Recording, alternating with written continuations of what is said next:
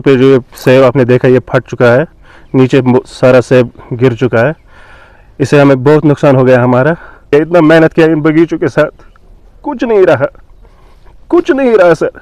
आफत ने हमारे इस फसल को ही बर्बादी न डाली, बल्कि इन दरख्तों पर भी बहुत बुरा असर हुआ। उनकी अल्लाह ताला की तरफ ये मतलब तूफान तो अगर यसान अगर मतलब कुछ तरीके का मदद ये करें गवर्नमेंट तो अजी पको ब्रोकुम पक। शाम में ज़बरदस्त जालाबारी हुई है और जिसके नतीजे में मुख्तलिफ इलाकों में जो मेवा बागात है, जो फल है, वो मुकम्मल तौर पे तबाह हो गया है। यानी यहाँ तक कह सकते हैं कि करीबन 100% डैमेज हुआ है मुख्तलिफ इलाकों में। इस वक्त हम शुमाली कश्मीर के पटन के सरी वारपुरा में हैं और यहाँ पे कुछ तस्वीरें आपको दिखाने की कोशिश करते हैं।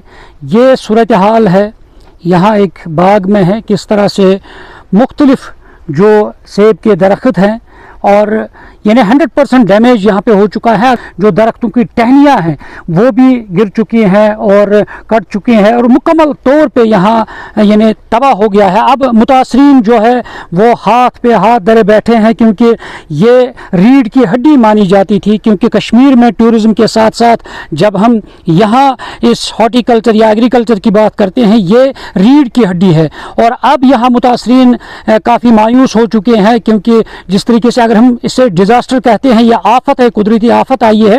और मुख्तलिफ इलाके, चाहे टंगमर्ग के मुख्तलिफ इलाके हैं, वहाँ पे इसी तरह का नुकसान हुआ है। इसी तरह पटन है या इसी तरह और ज़िला बारामूला में मुख्तलिफ इलाकों में इस तरह की सूरत हाल बनी हुई है और जो किसान है वो काफ़ी परेशान है।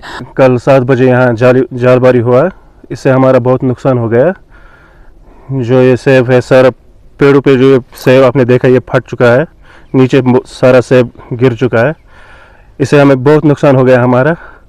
अब हमारा कुछ नहीं रहा यहाँ, जिसका ज़रिया हमारा था, सब बर्बाद हो गया।